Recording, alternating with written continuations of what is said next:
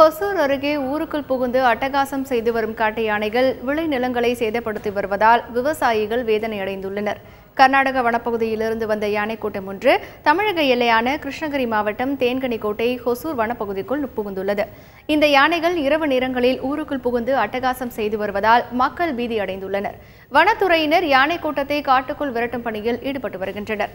இந்நிலையில் சின்னட்டி கிராமத்திற்குள் வந்த காட்டு யானை கூட்டம் விவசாய நிலங்களில் புகுந்து 20 ஏக்கரில் பயிரிடப்பட்ட நெல், ராகி, காலிஃபிளவர், தக்காளி உள்ளிட்ட பயிர்களை சேதப்படுத்தி சென்றுள்ளன.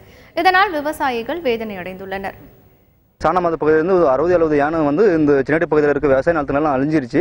இப்போ பார்த்தீங்கன்னா ராகி, ஆரியம், பூகோசு, முட்டைகோசு இந்த மாதிரி இப்போ தான் நாற்று நட்டு இருக்கோம். இதெல்லாம் பார்த்தீங்கன்னா ஒரு 5 லட்சம் 6 லட்சத்துக்கு மேலே வருது.